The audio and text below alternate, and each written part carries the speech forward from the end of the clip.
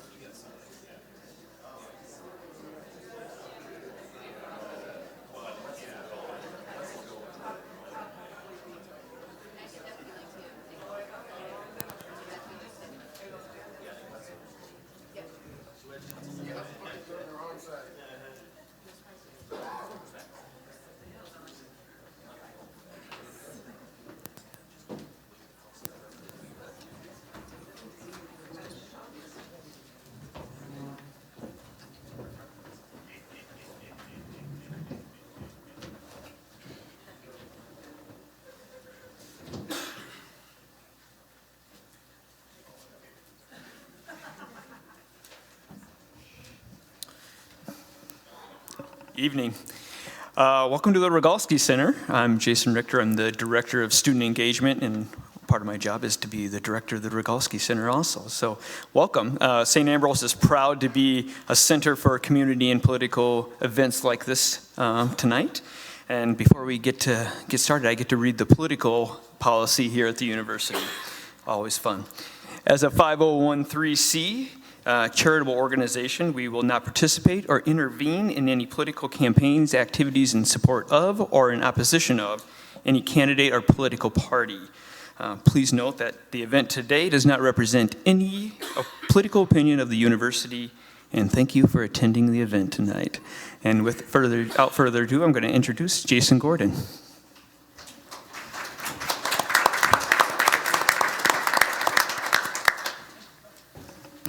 Thank you very much. I'm Jason Gordon. I'm with the Quad Cities Chamber of Commerce, and I would like to acknowledge the third partner in this New Ideas Forum collaboration, and that's the Quad City Times, represented by John Alexander, the editorial page editor who's up front here. Thanks for your partnership. Just very quickly, the New Ideas Forum, as many of you that have come to more of these events, this is not your first event. The idea was to create a dialogue, create a forum by which we can have intelligent, engaged conversation with candidates that are running for president, and also have conversations around issues such as immigration. I think one of the challenges of an issue like immigration is that in the context of 30-second sound bites, or in the context of debates where candidates are limited in the amount of time they get, so they try to maximize what they say, an issue like immigration doesn't get the full context that it deserves in terms of the complexity of the issue, the comprehensive nature of the issue, and the benefits, potential benefits of comprehensive immigration reform. So we're pleased tonight to be able to offer you a forum to hopefully have meaningful dialogue on this topic, and we look forward to engaging our panel.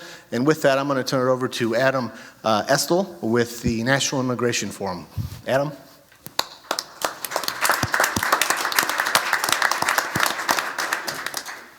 Greetings, everyone, and welcome. My name is Adam Estel. I'm the field director of the Bibles, Badges, and Business for Immigration Reform campaign, part of the National Immigration Forum.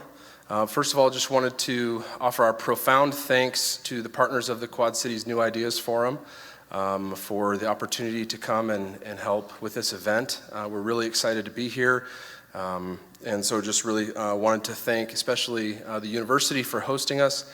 I went to a small liberal arts school not far from here, and so we actually competed in sports against St. Ambrose, and one of the things that I always remember about those competitions was the mascot, which I think is fantastic, the Fighting Bees. I'm a big fan of unique college mascots. So my college was the Tigers, which is not that exciting.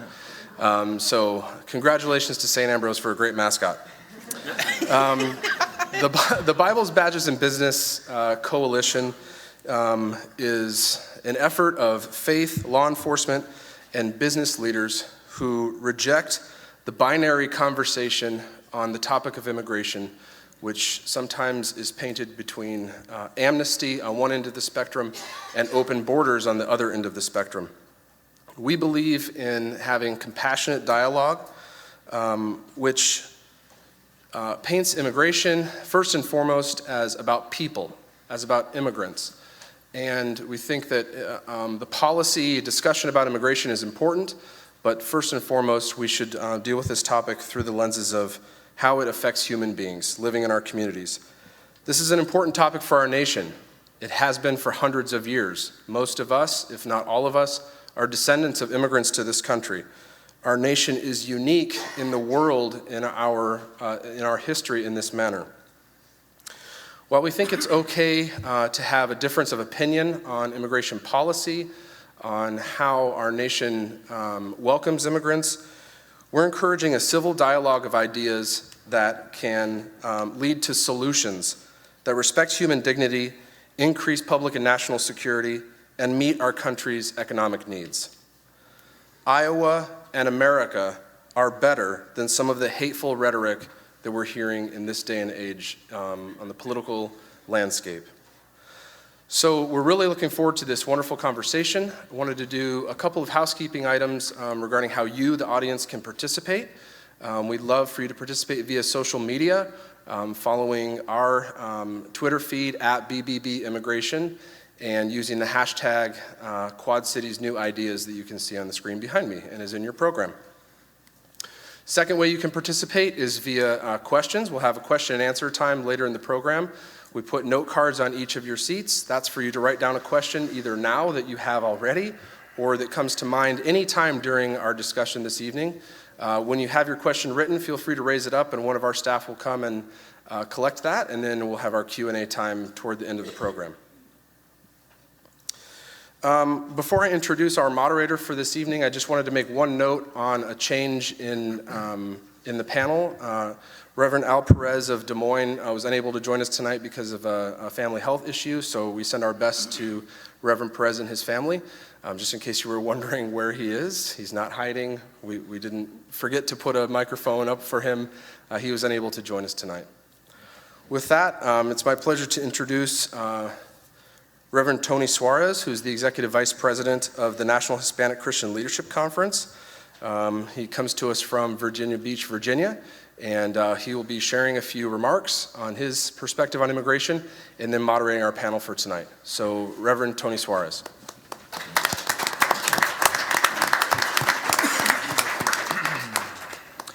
Thank you, Adam. It's an honor to be here today. I was born and raised in Villa Park, Illinois, and spent a lot of time hanging out in Iowa. It's a long story, but anyhow, glad to be back in the Midwest and to be freezing and to be amongst all the snow and the ice and all of these wonderful things that I didn't have in my 65-degree Virginia Beach morning when I left Virginia Beach. I am the son of an immigrant. My mother was born and raised in Chicago. She was her grandparents were Irish immigrants to Chicago, to the South Side, go White Sox. And she went to Columbia as a missionary and met my father, who was a pastor in Columbia. And my mother's life was going to be devoted to missions work in South America. And because of the political turmoil in South America in the 70s, they made the decision to move back to Chicago. And they were going to weather the storm and wait it out. And 40 years later, they're still waiting it out. And but my father came here, and he lived the proverbial, he passed away last year, but he lived the proverbial American dream. To him, this was the promised land. He would tell me that even as a boy in school, they would teach him about the blessing, the prosperity, the abundance that we as Americans get to enjoy. And it was his testimony that children in Colombia would dream of the possibility of one day coming to the United States to be able to live out what you and I are blessed to call the American dream. My father pastored one of the first predominantly Hispanic churches in the Chicagoland area in the western suburbs. And when I moved to Virginia 12 years ago, I went for that same reason, to plant churches amongst this new Hispanic community that was thriving on the East Coast, that now makes up the largest conglomerate of Central Americans in all of the United States. From 2000 to 2010, the particular area that I lived in went from 100,000 Hispanics to over 200,000 Hispanics. And that's what drew me there. Now, from the Midwest to California, Texas, Virginia Beach, one thing is the same, and that is that immigrants are all over our country. They are in every state. They are in Pelican Rapids, Minnesota, to Chicago, to Des Moines, to Davenport. They are just a part of our society. And I was recently at the border in El Paso, Texas, and I was looking at the wall that supposedly doesn't exist. And as I was staring at the wall, trying to just understand, just to be there and forgive my the faith in me, but just to try to, what do I sense, what do I feel in this moment? And as I was doing that, I saw children on the Mexican side of the border sitting, as my kids would say, crisscross applesauce, staring at me, because I can't say the other way anymore, but they were staring at me, looking at me, and they were probably wondering, what is this guy doing? It was why he's staring at the wall. Well, I was staring at the wall wondering, it's perplexing to think that this one wall divides. It's not that big of a strip of land, yet the difference in lifestyle, the difference in the dreams of both sides. And these children, I don't know, I'll assume for tonight, they were possibly dreaming about what could it be like if I could just cross the wall, if I could just cross the border. They see our abundance, they see our blessing, they smell our bread, they can see it, and they dare to dream. And they hear about this nation that was founded by immigrants so many hundreds of years ago, that came for freedom of religion and for freedom of worship and for free enterprise, and to come to this place where if you really work, you can become anything. And these children dream, and yet a broken immigration system causes dreams to shatter or for dreams to be put on hold. We are now at this impasse where there are now over 11 million undocumented immigrants in this country. And there are good people. There are good people that want the same American dream that my ancestors and your ancestors have had the privilege to realize and to live out. And that's what brings us today. immigration reform is 30 years overdue. And it's interesting when you're in Washington, this is my own personal opinion, there is no subject that I think brings more collaboration than immigration reform. It's an interesting subject. It brings together the BBBs, the Bibles, the business, the badges. It brings together the labor unions and the ultra-left and the, believe it or not, the ultra-right. And it'll bring us to the same table where we all say it must be done. Yet it's, in my opinion, a very perplexing issue because with all of the collaboration and unity, we still can't get the job done. One thing is for certain, for the sake of families that are being torn apart, children that are losing their parents, and for future taxpayers and American citizens, we have to finally come to a common sense immigration reform system that makes sense, that Congress will pass, and that we can see put into law. And with that, and that's my sermon, I'll be collecting an offering at the end of the at the panel, in the spirit of it being BVB. In the spirit of that, I'd like to introduce our panelists today. We're thankful to have with us today Sheriff Paul Fitzgerald, Mark Prosser, Public Safety Director from Storm Lake, Iowa, Police Chief Mike Tupper from Marshalltown, Iowa. Also, we have Pastor Doug Rowland from Harvest Bible Chapel in Davenport, Iowa, and Amy Roll, Director from World Relief Moline, and Jim Parrington, Executive Director of the Nebraska Restaurant Association, I believe. He's here in spirit. And Greg Aguilar, Director of Talent Attraction and Retention, Quad City Chamber of Commerce. Welcome, and we're so glad to have all of you. I'm going to take ecclesiastical privilege and go to the pastor first. Pastor Doug, I want to ask you the question, how is the changing face, and I want to encourage our panelists, the best way, I think the best and the most entertaining panels are when we have a conversation style, so please feel free to jump in, to interact with each other. And let's have a great panel tonight. Pastor Doug, I'd like to ask you, how has the changing face of America been represented in your congregation or other congregations that you're associated with? Yes, well, we have a privilege of partnering with World Relief here in the Quad Cities, and that certainly has changed the face of our community as refugees come. Quite frankly, I was talking to Amy actually the other day, and just talking about where we see churches doing that well. For our own church, you guys, if you're here from the Quad Cities, pretty segregated community, quite frankly, as you look at how the divide goes in the Quad Cities. And I think the church, quite frankly, stands to really improve that way, bringing the congregations together. We benefit, have great relationships that way with refugees as we serve alongside World Relief and are looking more and more. I was sharing with Amy about a church here in the Quad Cities that they're allowing immigrant populations to host services, and now are hosting services once a month together as congregations, so they're not remaining separate. I think a way forward as we look to that as a church would be to consider some of these things. As more and more come, as the face of our community changes, learning how to, as we'd say out in Matthew 25, welcome the stranger well as a church.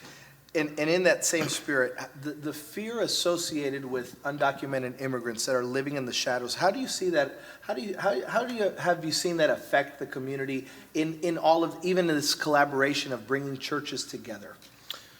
Yes, I think the topic at large, I think, is a pretty fearful topic, quite frankly, for churches to be kind of engaging. It's been politicized. Right, and I think we stand here to sit as a faith community, as a church, to say the Bible's not silent on this topic. And I think, thankfully, more and more that I appeal to the Scriptures, we're able to have these conversations to say, what does it look like? I'm happy to say, currently, as federal law stands, there's no boundary for me to do that. It's not illegal for me to love an illegal. And so as a pastor and as a church, we need to figure out how to bridge those gaps across the river as well, in Silvis and East Moline. We are the Quad Cities. We bridge 2 states. And so more and more want to see that happening. Since you're a pastor, I'll say amen. Sheriff Fitzgerald, if I could ask you, and going in tandem with that question we just asked the pastor, have you seen an increase in the number of immigrants in the community? And what impact of having immigrants in the what has been that impact in the community? Well, in Story County, where I'm from, home of Ames in Iowa State, and I would like to say how nice it is to be down here in cyclone country. So, but in Ames, we have Iowa State University, one of the largest land grant colleges, and we have many people from all over the world that are in Iowa State. And so we work, from a law enforcement perspective, on that issue. Our immigrant population and minority populations are, of course, in the Ames and Iowa State area. Throughout the county, we have my good friend, Chief Mike Tupper, who's to the east, and they have a much larger population of immigrants in Marshalltown. The thing that I've talked with among my law enforcement peers is that when you look at immigrants, what you think about is people coming to a new country, living in a new area, and you look at where they may have come from, and you think, you look at the other countries, and some have a real fear of police in their own country. And now they come up to a new area, and they're trying to live in the community, and whether documented or undocumented, there's that concern. But if they're undocumented, it even enhances it. It makes these people much greater to be victims of crime. It silences their voice when they are witnesses to what's going on in the community. And if any law enforcement agency is going to have a robust community policing program, that has to be done starting with face-to-face contact with the members of your community. And you can't do that if you have part of the community that's fearful or afraid of dealing with the police and law enforcement. So to break down those barriers, just like the forum that we're having here tonight, is a wonderful start. And if these could start happening all across the country and start having these kind of conversations and dialogues and take some of the mystique and the fear out of what immigrants really are bringing to America, instead of thinking every one of the immigrants are criminals like one of our candidates has alluded to. First of all, it's not correct, but second of all, it's just wrong. People are human beings, and everyone has the same right to dignity and respect. Chief Tupper, I'd like to ask you the same question, the impact that you've seen immigrants having on the community. Well, Marshalltown has been a very diverse community for a long time, much longer than I've been the police chief there. I've been the chief in Marshalltown for about 4 years. And Marshalltown's had a very large Latino population for 25, 30 years. Economically, we would be crushed if we lost that population from our community. Our schools, our churches would be crushed if we lost that population from our community. I think it's been a positive thing for our community. And about 4 years ago, I was looking for a career challenge. And I had some opportunities and some choices to make. And my wife and I both had at one point lived and worked in the city of Atomo, which is also a very diverse community. And we were looking for the opportunity to live in a community that offered the great opportunities of diversity. I think that's something that we need to celebrate. And I always tell people the reason I do this job, one of the reasons is I get to learn something new every day. And when you live in a community that's very diverse, you really get to learn a lot of new stuff every day. And that's exciting for me. And that's why we moved to Marshalltown. And I think there's a lot of myths that go around along with this immigration discussion. The first thing I think is important to remember is just because we have immigrants in Marshalltown doesn't mean all of them are undocumented. Right. A lot of people assume that that's the case. They must all be undocumented. That's not true. I get questions almost on a daily basis. Well, gosh, you must have a lot of crime in Marshalltown. And we have some, just like all communities, but it's not because we have a diverse population. Most of the folks that we arrest, quite frankly, are Caucasian males that have lived in Marshalltown their entire lives. There's lots of reasons for crime, and none of those reasons have anything to do with your immigration status. I think having a diverse community has been a positive thing for us. I love where I live. I love where I work. It's just unfortunate that when we have these political discussions every 4 years and everybody's paying attention to Iowa, you have people come into our state and they generalize. There's a lot of rhetoric, and none of it is ever based in fact. Yeah. It's disappointing. In my travels throughout the United States, one of the most interesting things here, particularly of Iowa, that I found is that there is this assumption that if there's Hispanics in Iowa, they must be Mexican. Yeah. Yet I found that there's a large community of Ecuadorians that live and reside in the Des Moines area and other parts of Iowa, and they came legally. And they invited their friends and their neighbors and people from their countries to come, and there is a thriving Ecuadorian community here in the state of Iowa. I'm going to get to a question that I want to ask you, Greg, but I'm going to start with Amy and then segue to Greg.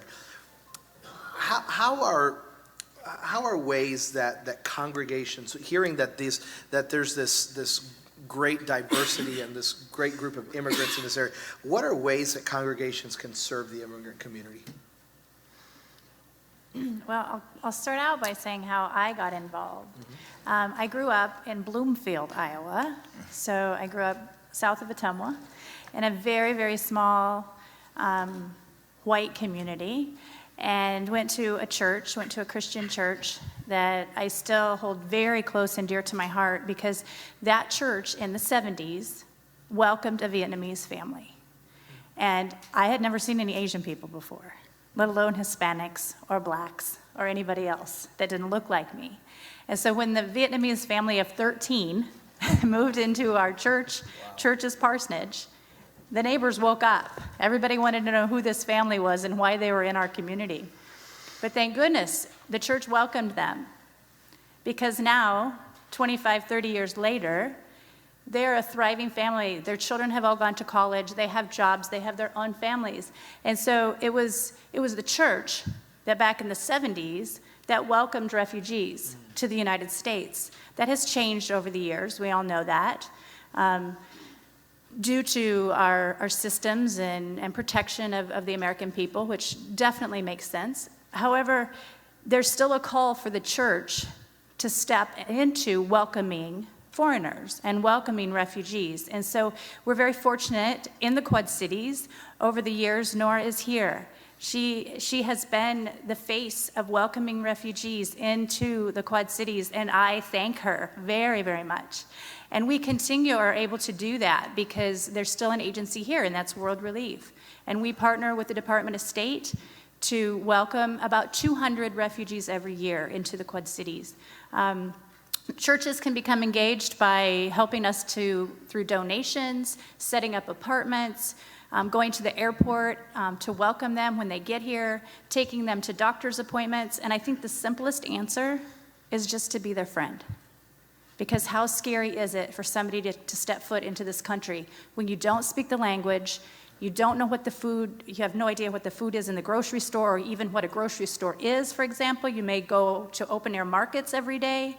And so there's a lot of learning that has to happen, and that we get to be a part of, that we get to help them, we get to welcome them. And so those are a few ways for churches to get engaged. And to pray. I think that's one of the biggest things, is just to pray. I think we would all agree that one of the best ways to engage and to bring people around the same table is to have a meal. And with that, I want to segue to you, Greg, because there is this notion that immigrants come to just take. Yet I want to, and I'll just turn it to you. Talk to me about these immigrants. They come, their work ethic, and how does this situation even affect businesses and restaurants in Iowa? Sure. Excuse me. I think of one immigrant story in particular, which is that of my father, who, when he immigrated from Mexico, landed in Chicago, worked in the kitchen for one day. A gentleman walked into the restaurant who spoke Spanish and said, "What are you doing working in the kitchen? Have you heard of a place called Moline, Illinois? Have you heard of the Quad Cities? They're hiring people right off the street." My dad got to the Quad Cities on a Wednesday, applied to John Deere Foundry at the time on a Thursday, was hired on Friday, and started work on Monday, and he retired from there. And so the reality is, people come to work. People want opportunities. And that's exactly what we want in the United States. That's what we want in our region. We want fresh ideas. We want people that are here to work, here to move, make their dreams happen. And that's exciting. And the Quad Cities has always been welcoming immigrants for hundreds of years. We have a community that's over about 450,000 people that live here. We have neighborhoods that at some point were Swedish neighborhoods, and then that Swedish neighborhood turned into a neighborhood for people from Belgium. Now we have communities that are filled with immigrants from Latin America, specifically Mexico. And it's helpful, especially when we have major employers in here, like Unity Point, Genesis, who right now needs to fill jobs in the medical field. So we have a shortage of nurses in the community. You know, we have John Deere's, we have Alcoa, we have the Rock Island Arsenal, all of this which helps drive a nation. And if we have a healthy workforce, it's important to always try to have work for your community, but what do we do when we don't have that option? What do we do for areas that may not have the population to support it? Immigration is an incredible tool to help fill those gaps. So, Mark, we've heard from pastors, we've heard from law enforcement, we've heard from faith leaders talking about this diverse community that's growing, it's abounding, they're hardworking, they go to our churches, they go to school with our children. I want to ask you now, with all of that, we must understand and respect the rule of law. We know that for a society to thrive, there must be, as the Bible would say, we must do things decently and in order. I'd like to ask you about this, the topic of community policing, and why it's important for communities and what that approach might look like. Well, community policing is important for all communities, whether they're diverse or not. But in dealing with diverse communities, in Storm Lake, we have 20 to 30 languages spoken, a variety of different ethnic dialects spoken. 81% of our public school system is non-Caucasian. And we're up unattached to an urban area, and we've just experienced great growth, youth, and vibrancy. And with that, we have all these different ethnic groups in our community, and so many of them, as has been alluded to already this evening, have come from areas where law enforcement is just not the police, but sometimes they are the judge, the jury, the executioner, and sometimes quite corrupt. And they have also come from much larger urban areas in our own country that conduct law enforcement much different than rural Iowa or Iowa as a whole law enforcement agencies do. So we have to continually reach out to our many different publics that we deal with and share our message of law enforcement, of what the laws are, of what the rules of law are in our community. But what we have found over the last 25 or 30 years as our city has changed dramatically is we can't do that the Caucasian way. We've had a variety of forums and town meetings to discuss issues with our many different ethnic groups, and guess what? They don't show up. That's not how they do business. Or quite often they're working 6 days and 6 nights a week, and they only have one day to do the laundry, go to church, spend family time, and don't have time for community meeting. We have had, when I say we, government, our public safety agencies, and a lot of our different professional disciplines have had to learn that the process of community policing and information exchange and outreach in our community, and I suspect that we're all the same, is much more a marathon than a sprint. And I say that whenever I talk about this, that it's sometimes one person at a time or one group at a time, and we in law enforcement have to get out of our offices and go to the street and take our message there, because our citizens are not going to come to our stations or necessarily approach our police officers and ask questions when they're not sure what the laws are. So it's a constant educational process, and the development through community policing of ways and processes to reach out and go into the community and talk to our citizens using interpreters in their front yards is the way we've gone. We don't have large community meetings as a whole anymore. We use focus groups. We go to subdivisions and neighborhoods throughout the summer and set up what we call neighborhood outreach stations, where the police station go, or the police go, fire, public health, community health centers, sexual assault advocates.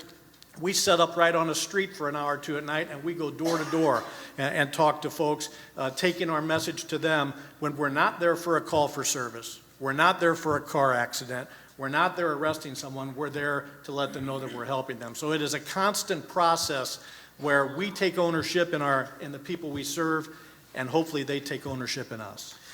Chief Tupper, I want to ask you along the same line, what tools, strategies have you seen that's developed, that's working effectively within the immigrant communities? Well, I think a lot of it is what Mark has already mentioned. I think the most important thing that we've learned in Marshalltown is just the the need for constant communication. Even when we think things are going well, we can't say, oh, that's good enough. We can take a break from this communicating stuff. We have to keep that going constantly, because all it takes is to get lazy for a little bit, or to have one problem, and the next thing you know, your trust is broken with that community. And I'd just like to expand on the community policing concept a little bit so we have a better understanding of why that's important. And it's not just important in Latino communities or Burmese communities or white communities, it's for all of us. I live and work in a small town, and I know that everybody would like to have a cop on every corner, but we can't be everywhere at once, right? We can't know everything, we can't see everything, we can't hear everything. We need your help. And I always tell people that as community members, you're paying me to be your police chief and to work in your police department, but we all have a responsibility for policing in our community. We need your help. We need you to be our eyes and ears. And here's how I usually explain it to our community. At any given time, I only have 5 police officers on duty to cover my entire community, 5.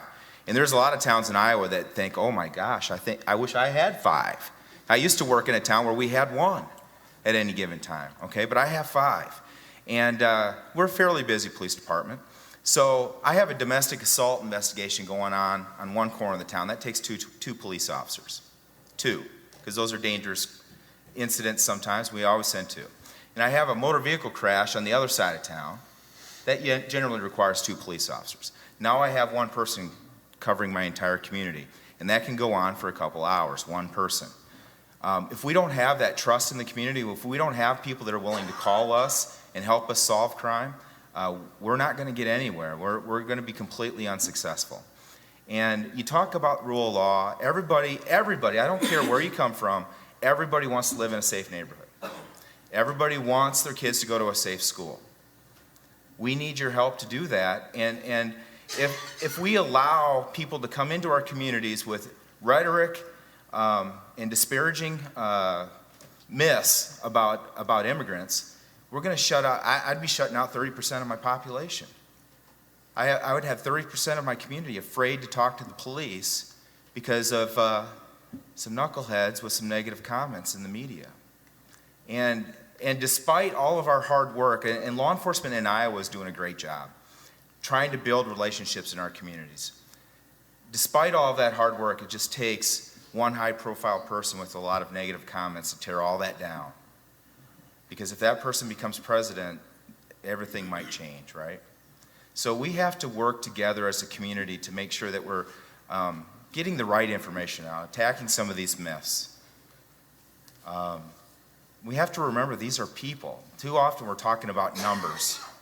You hear 11 million, 12 million. Here's what I think of. I think of families.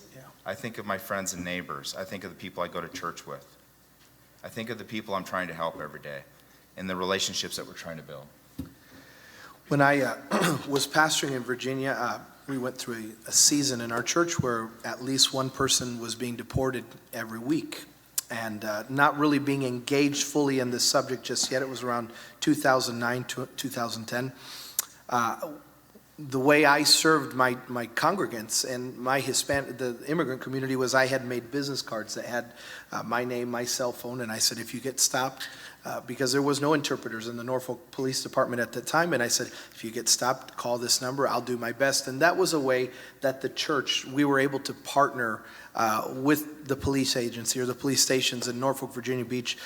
Sheriff Paul, I'd like to ask you, that along that same line, what could churches do maybe better, or nonprofits do better to partner with you? And then I'm going to ask you a second question that's a little more difficult, but I'd like to ask, how do we toe this fine line between community policing, where we're keeping communities safe, and the fear of the immigrant community that if the community is engaged in policing, it might cross over into some kind of racial profiling or something where the community is maybe looking at us in a different light? Well, thank you for the question. It's a rather long one, but I'll do the best I can. It's because of the uniform. You just got me inspired. You know, when you go third, all the good stuff's already been said. And Mike and Mark I've worked with for a long time, and we've been on other panels before. And it's really unique because you look across America, and I'm a past president of the National Sheriff's Association, and I've been all across this country and talked to law enforcement in various regions from border states to all across the country. And I think law enforcement basically, as you've heard Mike and Mark and myself say, that we recognize that the people that we deal with, whether immigrants or Caucasians or whatever, we're all people. Mm-hmm. And we all have the same interest and desires. But we have one caveat that makes it a little bit different, and that's when you don't have the trust, or the population, certain segment of the population, is not quite sure if they can trust the local police or not.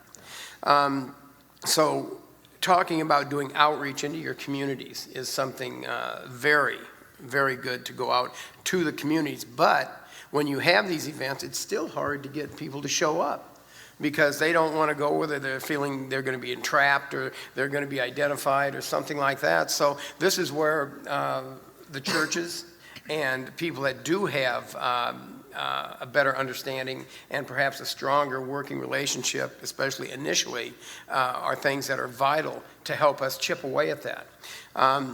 This task force, I've been in meetings in the White House on, and when we're in working with sheriffs and police chiefs from around the country and Department of Homeland Security, we have Border and Custom Patrol or Custom Enforcement there, and we talk with them, and the sheriffs and police chiefs in the larger cities and in the Southwest are saying, we go out to our communities and we try to have gatherings, and we will get a crowd of people coming, but they just aren't hearing what we're saying because the federal officers expect us to carry their message.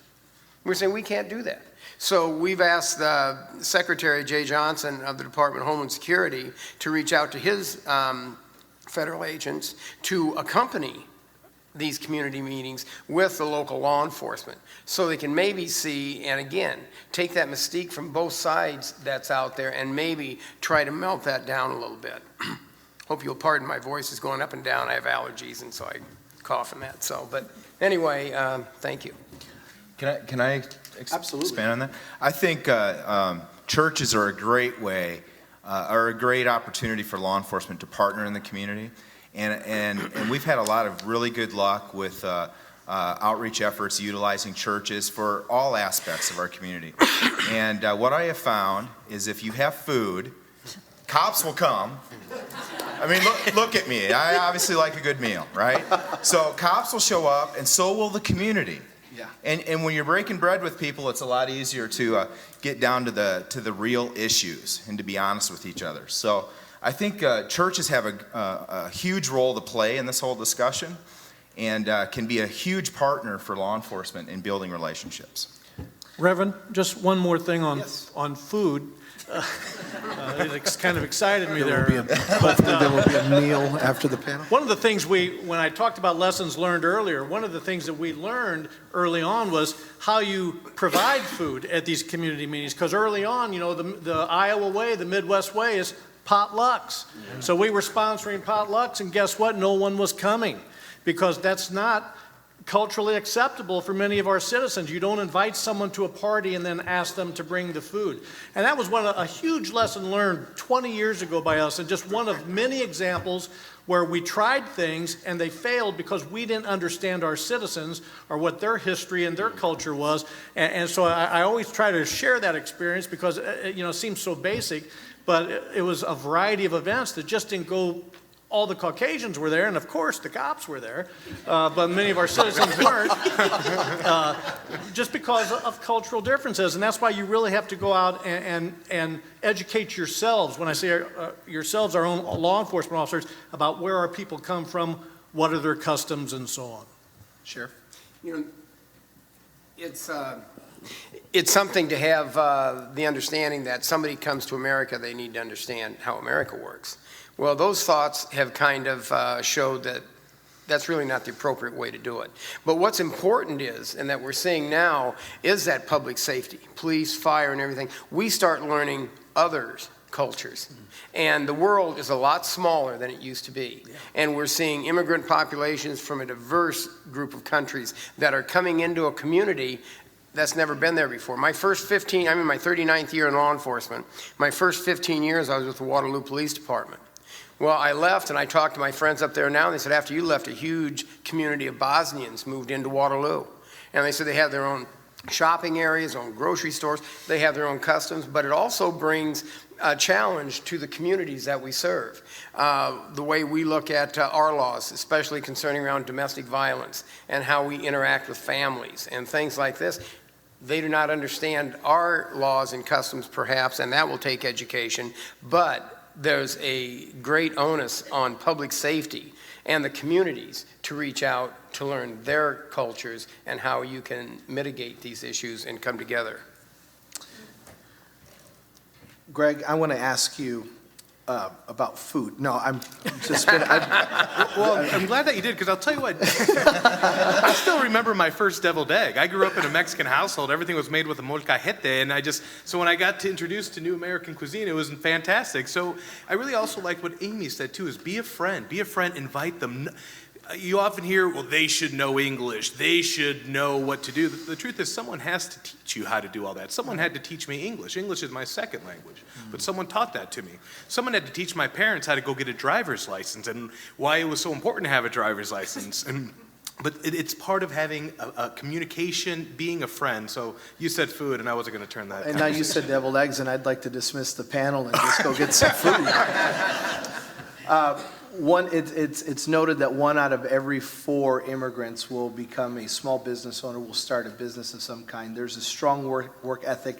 There's that entrepreneurial spirit amongst immigrants. What ways is the current system that is still in place, how is it holding back our immigrants and their businesses? Yeah, well, with business in particular, I'm thinking about the H-1B visa. There's about 85,000 of those that are given out every year, and the pool of people that are applying for these H-1B visas, which allows U.S. companies to hire immigrants that are specific to a certain trade or have a very high education. This is extremely helpful when it comes to science, technology, engineering, mathematics. And so the problem is, if a U.S. company has a need for people that we may not be able to fill that gap of education here locally, we can reach out to the H-1B visas. But those are becoming so limited. And then with the immigration challenges that we're facing, where other visas are now being cracked down a little harder, more people are jumping into the pool for H-1B visas, which is making it even harder for businesses to attract specific talent for our organizations. Now, also when it comes to immigrant communities, if you look in Iowa, I'm thinking about Columbus Junction, I'm thinking about West Liberty. I'm also thinking about here in the Quad Cities, where you're seeing immigrant communities creating their own businesses that weren't here before. You've got communities in Iowa that couldn't have existed if it wasn't for an immigrant population that created a grocery store where it was needed, or created a service business where it was needed. And this is very common amongst immigrants. You'll see it where they'll work for a while, and they say, I want to create my own business. And this is excellent. This is what we want, because when they're creating businesses and they're feeling confident in their communities, they're going to create jobs as well. So I know I kind of threw a lot out there, but there's a lot to be discussed when it comes to business, starting your own business, inviting immigrants to come to this country to fill specific needs for our businesses as well. Pastor Doug, my conviction is that the Bible is the final authority on all things, and I believe I believe it's the manual of life. What does the Bible have to say about immigration and about immigrants? Yeah, so you're asking me to preach, right? Is that what you're saying? Preach, Pastor. Well, one, I'm starting an outreach ministry to the local law enforcement with food, so we'll talk about that later. It works. I am an outreach pastor, so we'll talk about that later for sure. But hey, well, big picture, let me say this. I'm glad to say the Bible's not silent on the topic. Generally, I'd say as Christians in America, we need to recognize that as a good steward of our citizenship, we're called to speak up. We're called to speak up for those who can't speak for themselves. It says that in Proverbs 31:8. Advocate for policies that are consistent with biblical values, the biblical values of justice, of compassion, of hospitality, a whole lot of things that way. I'd say as we talk about the issue of immigration, and particularly maybe some of the undocumented piece we've been addressing tonight, starting all the way back in Genesis is a good place to go, right? Affirming that we are all made in God's image. We need to go back to a biblical anthropology to understand that because each immigrant is a person made in the image of God, he or she has an inherent dignity and a remarkable potential. So can't forget that as we're having the conversation. We're talking about people. We're not talking about politics. You've heard that several times tonight. We also need to recognize that we too have an immigrant heritage, and I'm not just talking about the United States of America, right? It's something that's chronicled in the biblical narrative for us. Abraham, Jacob, Ruth, David, Jesus himself, just to mention a few, were themselves immigrants, driven from their homelands for the same factors as today: hunger and poverty and persecution. And God's consistent charge to the nation of Israel and now to us is remember you too were once an immigrant, and that should dictate how then we treat those coming in to our land. Practicing hospitality, another big one. As you think about values that shape your politics and shape your thoughts on this issue, all over the place we're commanded to practice hospitality, which literally means to love strangers, believe it or not. I'm not talking about having your friends over for dinner. I'm talking about loving strangers. All over the Old Testament, right, there's a Hebrew word called ger, right? The foreigner, the alien. If you read your Bibles, you're going to see it there. It's the same word over and over again. And it's always linked to the fatherless and to the widow.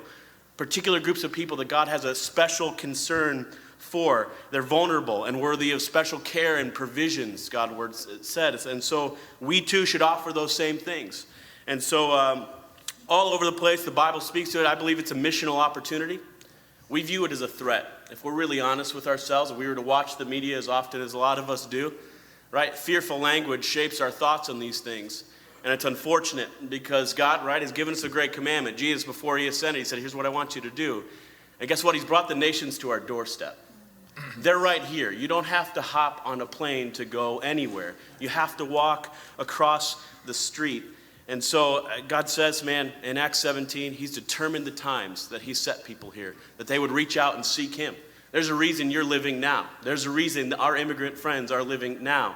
And that's so that they would each reach out to seek him. The last thing I want to say about the Bible, like I said, it wasn't silent and he asked me to preach, is this. We've talked a lot about the rule of law. And I think a lot of places that Christians start the conversation on immigration is Romans 13. We got to submit to the authorities. I'm all about that. I want to uphold the rule of law. Romans 13 says it. Also says a lot about loving the immigrant. I'm so glad to say at this point in time, federal government does not prohibit me one bit from loving an illegal. It's not illegal for me to do that. There are practical ways that I can serve the immigrant community that are not contradictory to the law. So that's a false paradox as a believer when you're thinking, hey, we're binary in our thinking. I've heard that several times as well. So as a Christian, reading your Bibles, man, be critical that way. Really search the scriptures, but hopefully that gives you a solid foundation from which to really shape your thinking on the opportunity God's presented to us. Amy, would you continue preaching? No. Well, he got me inspired to preach, and I can't because I'm the moderator. So I'll ask you this question. Go easy. I have not studied theology. It's easy for me to love someone when I have things in common with them. It's easy especially if I had the same faith narrative in common with them. How do I love and how do I reach out to immigrants when they don't even share my faith, let alone my language or my food? Right. And I think what many of the panelists have said, and I will reiterate, is the importance of just getting to know others. Because I've never met most of the people on this panel, but I can't tell you how proud I am to sit here amongst them. Yeah. And so they're already my friends. It's that easy.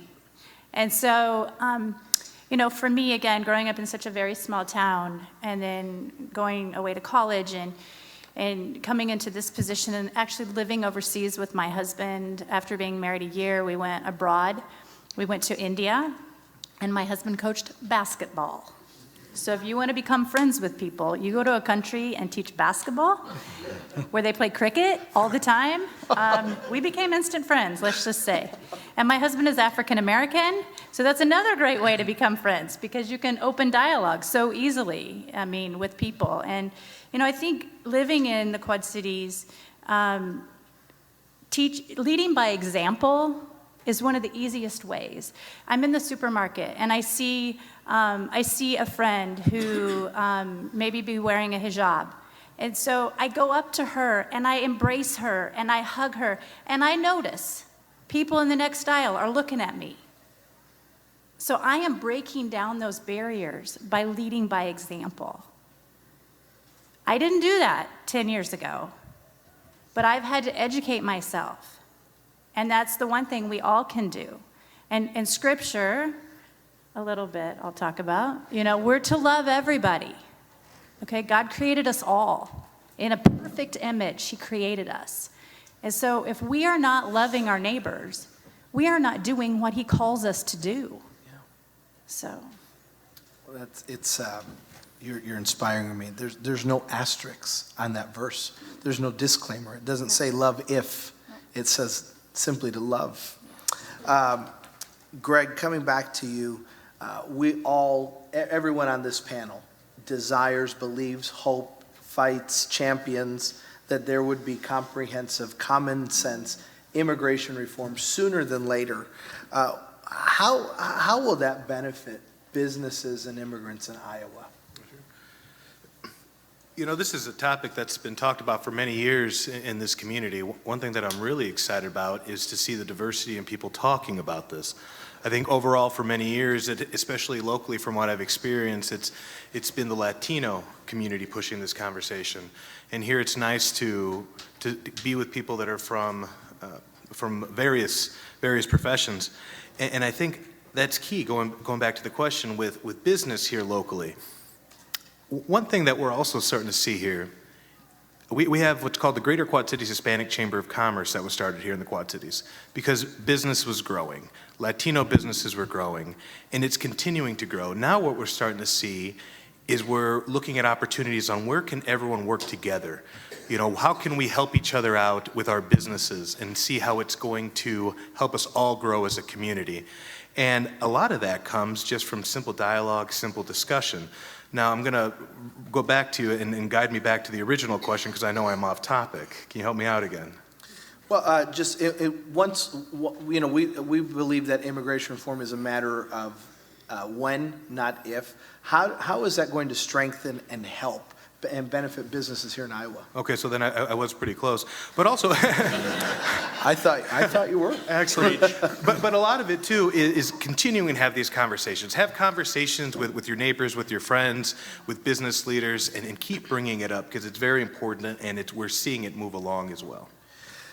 So and again, as I said at the beginning of this conversation, this is a very unifying topic, as you see. Bibles, business, and badges come together, and they agree we must come to some kind of common sense immigration reform. Yet there is some kind of divide between here and what we might hear tomorrow. And after tomorrow, as my son, my 5-year-old tells time, he says, after tomorrow, after tomorrow. So after tomorrow, the day after the debate, after the rhetoric and the discussion and the arguing, and after all of that has taken place, I'd like to hear from the different sectors and just let you just interact amongst each other. How do we shape that conversation after tomorrow, after that debate? How do we keep building this movement of unity towards common sense immigration reform? I'm going to start with Chief Tupper and let you take it, and then as you feel led to engage the conversation. Well, just a little bit ago you said comprehensive immigration reform when, not if. I hope that's true.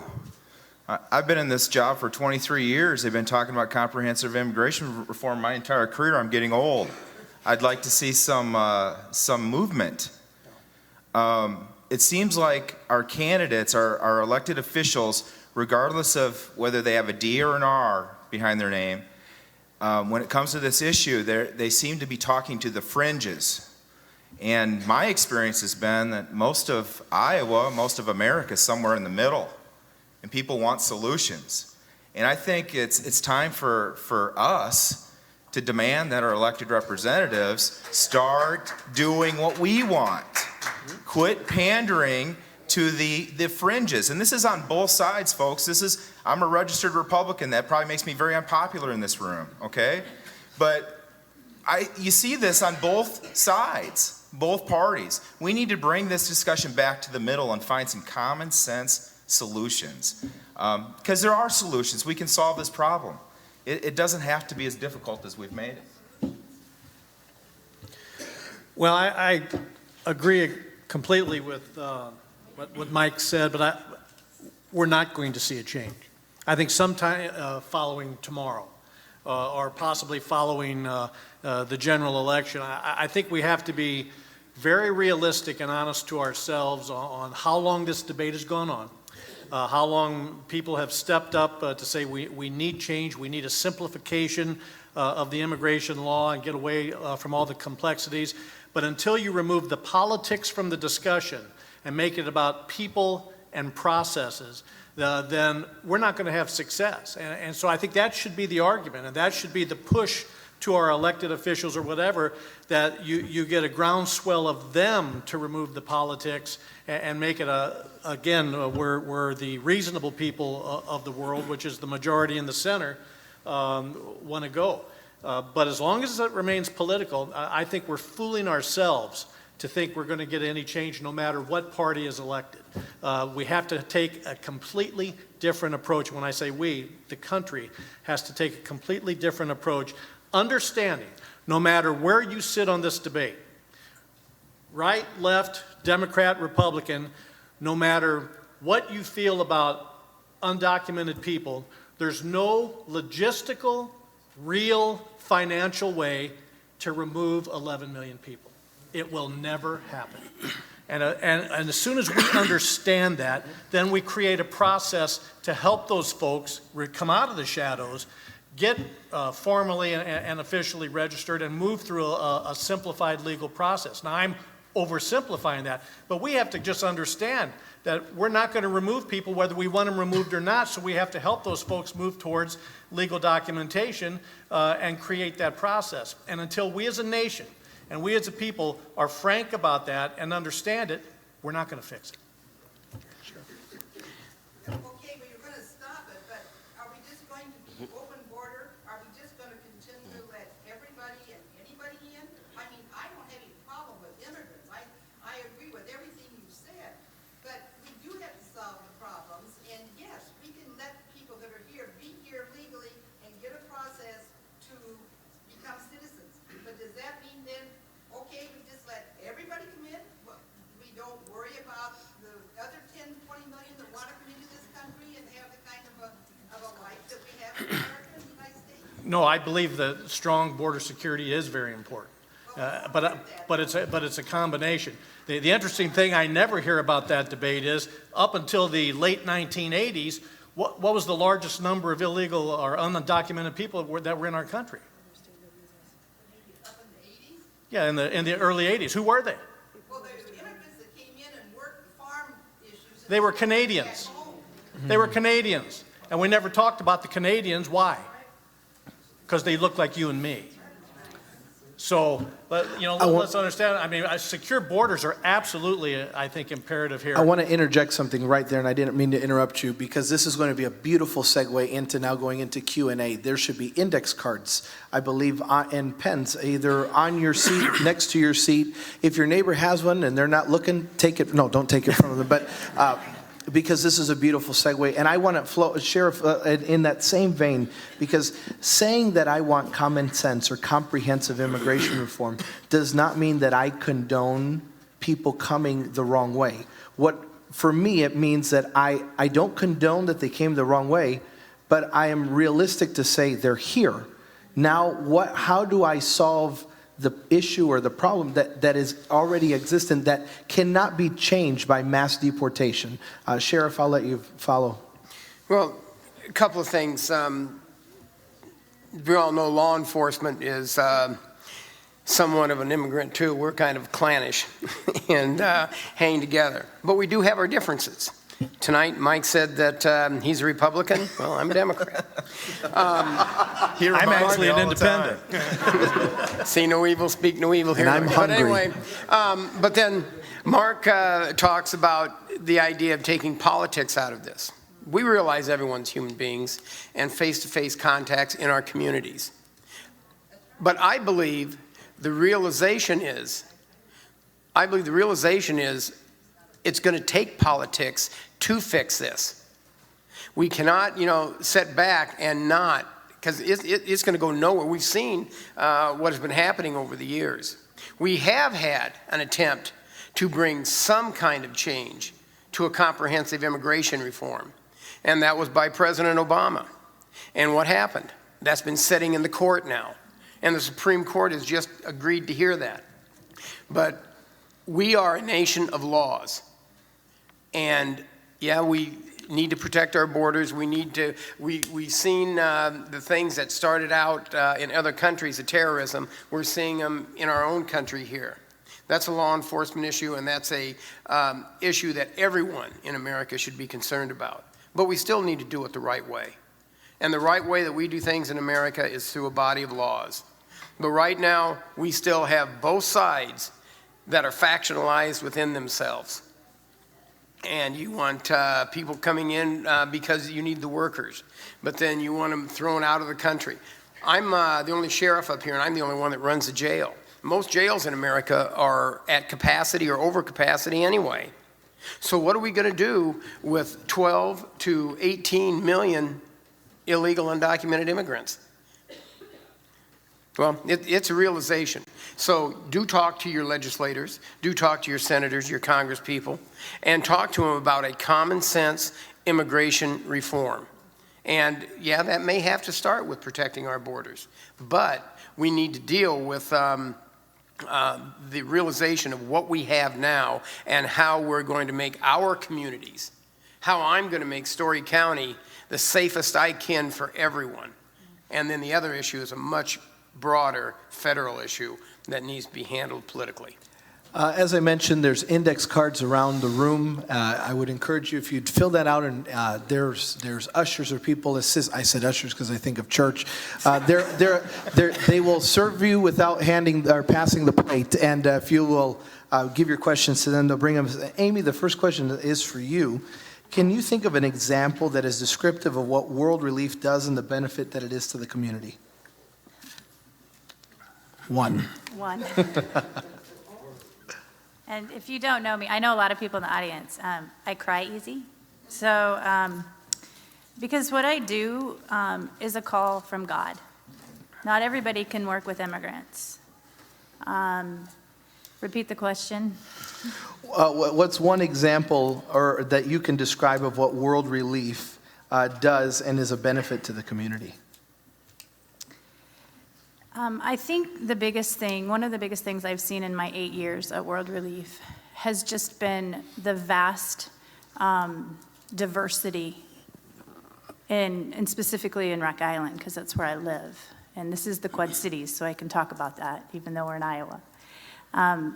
Being from a multiracial family, we strategically picked Rock Island to live in for our children. The schools, you were talking about the number of languages in the schools. We hear that. Davenport has a large number of languages in their schools. The world we are living in is diverse. And if we don't engage that, if we ignore that, we become isolated. We become segregated. And then problems occur. So if we don't open that dialogue, which we've continued to talk about, it's not going to change. I mean, I sat in with 5 families from Burundi who have children who are incarcerated right now. We're trying to get to the root of what is causing them to be incarcerated. They grew up in refugee camps, laying in bed at night hearing gunshot.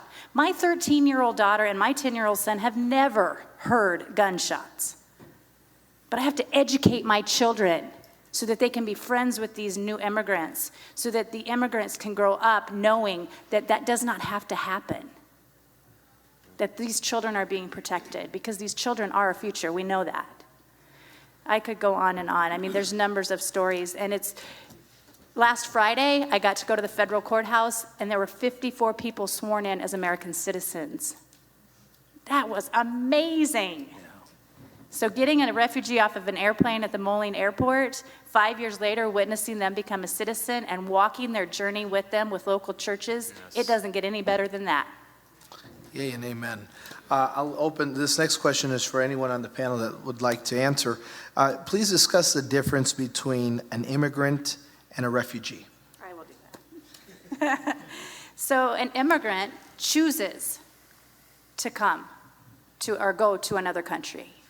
They choose to go for education, for employment, for family, to visit. They choose. That is the key word. A refugee has no choice. They have to flee their country for fear of persecution based on their race, their ethnicity, their political affiliation, their religion. 7 reasons. There is an extreme difference between an immigrant and a refugee, and many people don't understand that. There are, I just dropped my number. World Relief welcomes 200 refugees every year, and the federal number is 75,000 refugees. It is the most stringent program to get into the United States, the refugee program. The vetting process is the most difficult for refugees than any other immigrant population. And I don't want to dismiss that, because we need the workers. We need the variety of people to come to this country, because that's what makes this country great. To the Chief of Police and Sheriff, the question is, do you work closely with ICE, and do your officers go through cultural sensitivity training? I'll start off with that. Before I could, if I could take a second of personal privilege. I have a first cousin who's a nun here in the Quad Cities, lives in Davenport, and she's with the Order of the Humility of Mary. And we have several of the sisters here with us tonight, so I just wanted to thank them for coming and being here. Yeah, I mean, law enforcement, we look at the federal agencies as our partners. Law enforcement is a tough enough job the way it is, but we have partners at the federal, state, local, tribal law enforcement agencies, and we work together.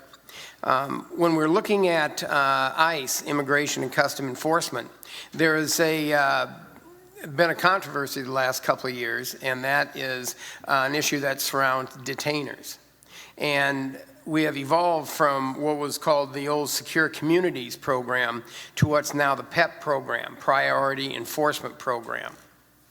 And what that involves when you're talking with the detainers is that when you have an individual that's brought into your jail and they're getting ready to be released, under the detainers years ago, couple of years ago, the ICE would call and say, we're investigating this person, we suspect him of whatever, and we want him held until we can get there. Well, okay, the federal government's asking for that, so we would comply. And then lawsuits started developing, and in the West Coast, Washington or Oregon, federal judge ruled, as sheriffs all know, that if you hold somebody without probable cause or without a warrant, it's a violation of that person's constitutional rights. You've got to have something in America to be held in jail that gives law enforcement reasonable grounds or probable cause to hold you, and that is a warrant. And again, when we were in meetings in the White House talking about this, I was asked, how can we modify this? We will, the federal level, we will give you probable cause, and you can use that, and you can hold them in that aspect. And I said, that's not going to work in my jail. I said, if you have probable cause, you get the warrant, a federal warrant, and we'll hold them indefinitely for you. But without a warrant, don't give me probable cause on a case you might be working and think that I'm going to hold somebody because, again, we can't violate any individual, any human being's constitutional rights. Now, as far as the training, that goes, yes, we do have cultural diversity training in the sheriff's office. I can't speak for everyone else, but in the day that we live in now, law enforcement is a profession that continues to evolve. We continue to evolve professionally and with diversity within our ranks and through recruitment and education and training. And that's what makes us more professional. That makes us more responsive to the community and the people we serve. Now, how was that for remembering all those questions? That was really good. Kudos to the sheriff. It's going to be tough to follow that. Yeah, like the sheriff, we have a working relationship with all local, state, and federal law enforcement agencies. I think it's important to maintain those relationships so we can keep our community safe. And that includes ICE. And I have people that I can call at ICE and ask questions. And I think that's been helpful for our community, because here recently there's been lots of rumors about deportations and raids and Central American roundups and stuff like that. And we had some rumors circulating in my community, and I was able to get on the phone and in a 5-minute conversation determine that that's not impacting our community. And I was able to put some people at ease and throw some water on some rumors that were kind of growing out of control. I think it's important to maintain those relationships and to have some level of communication and trust between our federal partners so we can effectively serve our community. And I'm very happy to say that we just did some diversity training Monday, department-wide, so that works out good for me. I didn't know that question was coming, but we've done a lot of diversity training in the 4 years that I've been there, but we just did department-wide training for all police officers and 911 operators this past Monday. And then Donald Trump and Hillary Clinton were both in my town yesterday, so we had some political diversity training as well, dealing with those issues. So training's important, and it's something that we really stress. So there's a question that was asked, and since you just brought up candidates that were in your town, the question is, as a law enforcement agent, how does it make you feel when people like Trump, Steve King, or other candidates come into your town and possibly stir up fear and xenophobia? I'm not a political figure, and so I have difficulties with a lot of these political discussions, and I'm a little uncomfortable with politics, quite frankly, even though I told you how I'm registered to vote. But it's upsetting when anybody comes to our town for maybe an agenda. And that can be on both sides of the issue, quite frankly, because I've seen some Democrats come to town with an agenda, and they want to have brown faces standing in front of them or behind them. And maybe they don't really care about our community. They're going to leave here after next week and maybe not even remember that we exist. So it is upsetting. I'm proud of my community, though. Yesterday could have been a difficult day for our community. They came through it very well. And we did have some protests, but they were respectful protests. They got their message across in the right manner. And we're not going to allow these national politicians or people from outside of our community or outside of the state of Iowa to come in and change how we feel about each other and dictate how we're going to operate as a community. And I think, well, I guess we'll find out on caucus night, but I don't think that America really represents the fringes that you see on both sides of this discussion, and we're much more closer to the middle, and we're not going to allow those negative discussions to impact us. We're just not going to do it. Reverend, a follow-up to that, our organization, our police department also does regular cultural competence training, online, Department of Justice, State Bureau of Latino Affairs, those types of offices. We work a lot with the University of Northern Iowa, Dr. Gray's office. They come in and do cultural competence training. Each time we have a new wave of new citizens, our ethnic groups coming to be citizens and members of our community, we try to educate our organization and our police officers. But we go farther than police. We do fire, street department, librarians and everything to try and get that information across. And we too try to remain very apolitical. And so when I see hurtful speech on either side, the best thing for local law enforcement to do is to go back to the roots of community policing and let all of our citizens, no matter who they are, know that at minimum we're there for them. I got a great story about what happened yesterday. We had a Latino organized Latino group, mostly young Latinos that were high school students, organized a protest because they were upset about Mr. Trump coming to town. And, young people in general, and especially today, I mean, there's a lot of national discussion about law enforcement anyway, right? It doesn't matter which community you're from, whether or not you can trust law enforcement, whether or not we're your friend, that sort of thing. And I think that holds especially true with young people, regardless of race or where you come from. And so the protest was setting up, and one of my officers started walking towards the protesters. And these young folks were a little concerned. Why is this officer coming over here? And my officer, and God bless him, he looks at these kids and he says, "Don't worry, we're here to protect everybody." And from that moment on, everything was peaceful and calm. We didn't have any problems, and it was a great event. And I'm just very proud of that officer and what he did. And that's the type of police officers you have serving in your communities, by the way. Yeah. We're very thankful for that. I would like to ask, so this question came in. Law enforcement and the faith community have been great supporters of welcoming policies like driver's licenses for undocumented immigrants. And this question also says particular thanks to Chief Tupper and Sheriff Fitzgerald for their support. What can the business community be doing to help advance these welcoming policies such as driver's licenses? As always, continue driving the conversation of the benefits that happen. I think if they get a driver's license, what else accompanies a driver's license if you're going to have a car? Insurance, right? That's excellent for those in the insurance companies. And so what else is important is the business community doesn't want to cause stress on our law enforcement, so if this is going to make it easier for our law enforcement, they're going to be able to spend more time protecting our businesses, protecting our properties, protecting our homes. So I think it's overall important to keep reminding people as well of what might happen in a situation if we lose, for example, someone with an H-1B visa who's been here for 3 years, was able to extend to 6 years, and then they have to leave. What's scary is if they leave, sometimes they have to leave their home. The person, maybe they have to leave their mortgage. That affects our banks, that affects our credit unions.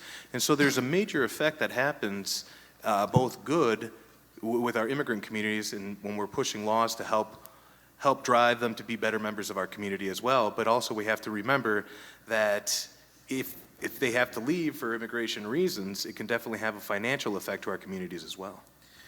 So in the short amount of time we have left, I have 3 questions that I'd like to get to. I'd like to add, if one of our members of the law enforcement or any community leader here would like to answer this one. Is there any program in place to encourage minorities, particularly immigrants, to enter into politics and or law enforcement in Iowa? Sometimes that's locally based. In our community, we have a mayor's leadership our task force where we do training 10 and 12-week sessions, one night a week, and give a variety of different courses on local government, state government, public safety, kind of how the city runs and everything. All of that is in hopes of grooming future leaders to start serving on boards and commissions and so on. So I have 2 questions left here, and both of them deserve more time than what we have left. The first will go mainly to law enforcement. Distinguish the legal roles and responsibilities between local police, sheriff, Homeland Security, FBI, and any difficulties with boundaries as to who is responsible in an actual situation. Easy question. This is. You're handy to have around. Amy's going to take this one. Amy, roll it out. No, we, in law enforcement, we do have jurisdictional issues. We have protocols that we follow. Terrorism. When something is determined to be terrorism, the FBI is the one who takes charge. But it's the local officials that's going to handle it. And I say that because it's going to be a long time before the FBI actually gets there. So when it happens, your local officials are going to be handling it, and we're going to be working with our federal partners to mitigate whatever has happened. Not that I'm I don't know if you'd call it bragging, but being a sheriff now, I'm in my 24th year as sheriff, and before that I was 15 years with the police department. And knowing many of my brother and sister chiefs around the state, for them to sit here and say they aren't political, they're lying to you. There's every bit of politics that goes on there as it does at the county level. But we have, from the sheriff's standpoint, the sheriff has jurisdiction anywhere in the county. And we're responsible for crime that happens, again, anywhere. City police chief has jurisdiction of their city, and we have 2080 agreements and agreements that we work, so jurisdictional boundaries we try to lessen as much as we can. People ask me quite often, why is the sheriff elected? And why isn't it appointed? Well, when you think about it from the standpoint that I do, the sheriff is the last law enforcement official in this world that's elected by the people. You look at the FBI director, you look at the commissioner of public safety in any state, and you look at my friends the police chiefs.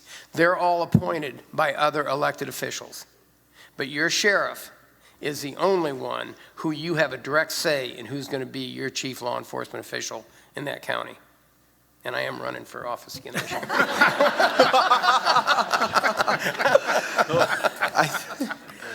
I think this last question brings us full circle, and it's the reason why we're here tonight. And I'm going to take the privilege to give the first 30-second answer before I give it to the panel. An undocumented immigrant comes to me and says, I want to become an American citizen. Please help me. I don't know how. How do I help? Where should he or she go to get this help? My boss, his name is the Reverend Samuel Rodriguez. One of the reasons I work for him is because I heard him say 4 years ago, today's complacency will become tomorrow's captivity. The reason we're in this situation today, because unfortunately to the person that asked this question, I want to become a citizen, where do I send them? The truth is, we don't always know. In this great nation founded by immigrants, where we came for freedom of worship and freedom of enterprise, today, this is one of the most complex questions that you can ask. And I'd like, before I turn it over to Adam, closing remarks, each person, I think you can, as you feel fit to answer this question. And Pastor Doug, I'm going to just go with you, closing remarks. And what do you tell this person? They say, I want to be an American citizen. Where do I go for help? Well, I appreciate your comment in regards to complacency. I think our first issue is that we usually look outside of ourselves. So let's sit down and make calls together because together we're going to have to figure it out. I think that's where it started. I look around this room, have a substantial network throughout this community of the first phone calls I could make, but I'd never send that person away to do it by themselves. Yeah, I would agree with that. I wouldn't know how to do it myself, but I've built a lot of relationships in my community, and I have people I can reach out to, and that's what this is all about. Community relations, community policing, remembering that these are people, they're not numbers, they're not statistics. And I would make sure that I get them the help. I wouldn't just send them out on their own. Greg? Sure, I would look at our elected officials, both federal and state, and let them know what situation that I have. I have a gentleman who's looking to become a citizen, or a woman who's looking to become a citizen of this country. What would you tell them? What should I tell them? Because that would help continue the dialogue, because if our elected officials get stuck just as we as citizens would get stuck, it could help stimulate conversation in the halls of Congress as well as our Senate to make that change happen. Amy, I'm going to come to you last because you have a great answer to this question, because World Relief, this is one of the great things that World Relief does. Mark, my good friend Mark. We have a variety of organizations that help with citizenship classes.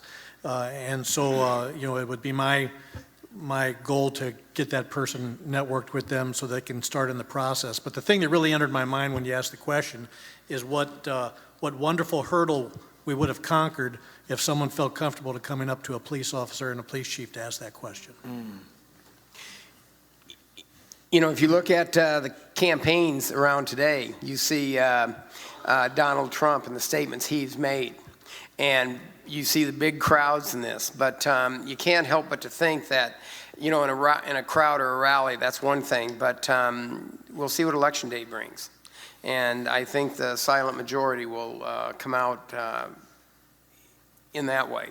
Now, having been involved in politics a little bit myself, I guess the point that I'm making with Trump is that the loud voice is what gets the attention.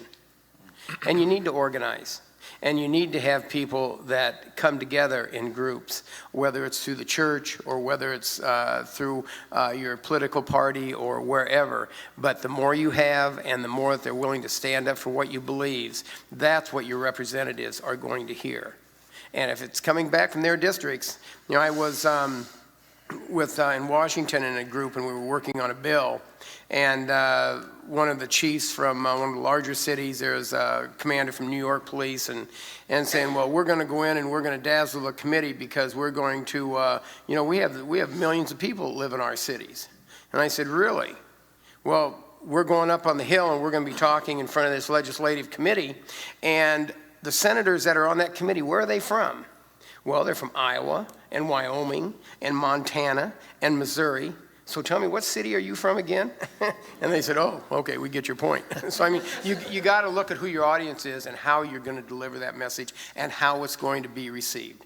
And that's where people, I think, need to work to substantiate their position and really get some things working. And yes, politics are going to be involved.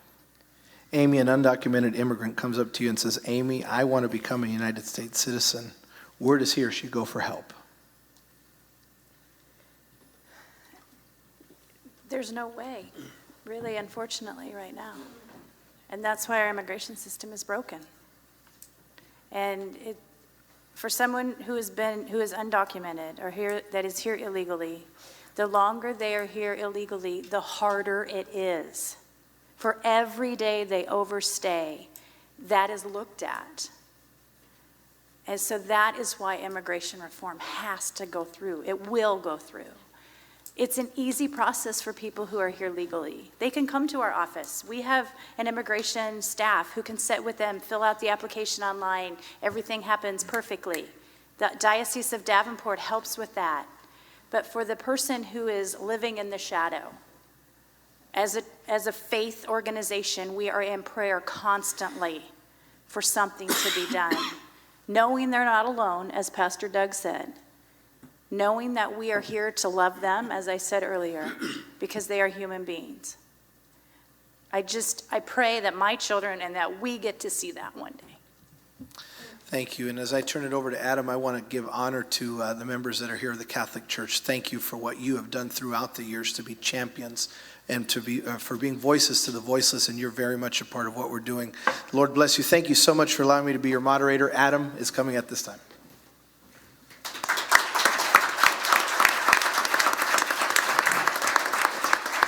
Thanks, everybody, so much for being here tonight. Again, special thanks to... Did I lose the mic? Oh, there we go. Special thanks to the members of the Quad City New Ideas Forum, the Quad City Times, Quad City Chamber, and of course, St. Ambrose University for hosting us tonight. On behalf of all of us at the Bibles, Badges, and Business for Immigration Reform, we're very thankful that you're here.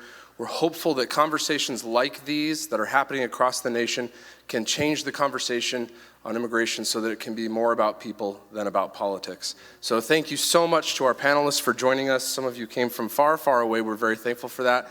Thank you to everyone who joined us, and have a wonderful night.